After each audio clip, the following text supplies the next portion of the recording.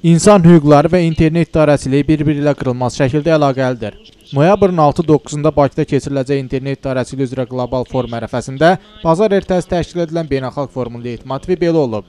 Görüşün təşkilatçıları onlayn ifadə təşəbbüsü, reportyorların azadlıq və təhlükəsizlik institutu, İnsan hüquqları klubu və media mərkəzidir.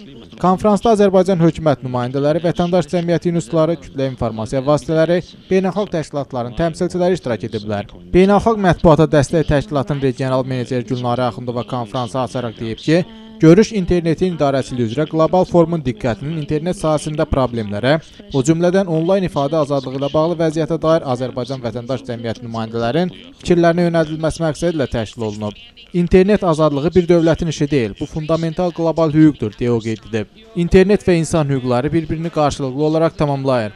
Onları ayrı təsəvvür etmək çətindir, deyə ATƏT-in kütlə informasiya vasitələri azadlığı üzrə xüsusi nümayəndəsi Dünya Miyatoviç bildirib.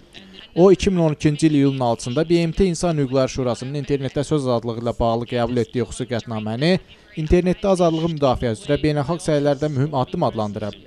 O deyib ki, bəzi dövlətlər internetin filtrasiyasını, ictimai maraqları, milli təhlükəsizliyin qorunması, terrorizmə qarşı mübarizə məqsədilə saytların bloklanmasını həyata keçirir. Lakin çox zaman bu tədbirlərdən tənqidi səslərin boğulması üçün istifadə olunur. İnternet virtual məkan deyil, bu həyatımızın mühüm hissəsidir. Odur ki, insan hüquq və azadlığını offlayn və onlayn rejimə bölmək olmaz. BMT-nin qətnaməsi həm offlayn, həm də onlayn azadlığı müdafiəsinə yönəlib. Dövlətlərin saytları blok etmək cəhdləri uğursuzluqla nəticələnib. Təcrübə göstərir ki, heç bir məhdudiyyət adamların azadlıq istəyinin qarşısını ala bilməyib, deyə Miyatoviç vurğulayıb. Azərbaycanda ifadə azadlığının vəziyyətinə toxunan Miyatoviç hökumətin açıq qapılar siyasətini müsbət qiymətləndirib. O deyib ki, həbsi narahatlıq doğuran adamların bir çoxu azadlığa buraxılıb. Eynullah Fəthullayev, Emin Milli, Adnan Hacızadə, Cabbar Savalan, Zahir Qurbanlı, Bəxtiyar Hacıyev. Lakin həbsxanalarda başqa jurnalistlər və blogerlər var.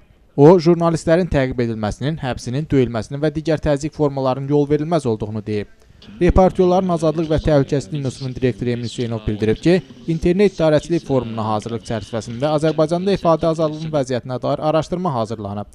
Burada internetdə vəziyyət təhlil edilib. O qeyd edib ki, hökumət mövcud problemləri inkar edərək internet azadlığının olduğunu bildirir. Vətəndaş cəmiyyətinin fəalları hesab edirlər ki, Azərbaycanda internet qismən azaddır. Ölkədə isə internet dissidentlər var, jurnalistlər, hüquq müdafiəçiləri, blogerlər onlayn ifadəyə görə həbs olunurlar. Digər problem internetin keyfiyyətsiz olmasıdır. Ölkədə 3,5 milyon istifadəçi var, lakin əksəriyyət köhnəlmiş dial-up texnologiyasından istifadə edir və sürətli internetdən məhrumdur. Provayderlərin təqdim etdikləri 3G texnologiyası da nominaldır, çünki internetin sürəti aşağıdır. Hökumətin siyasi iradəsinin olmamasına görə bu problemlər həllini tapmır. Freedom House Beynəlxalq Hüquq Müdafiə Təşkilatının nümayəndəsi Courtney Radsch avtoritar dövlətlərdə internetin məhdudlaşdırılması praktikasına toxunub.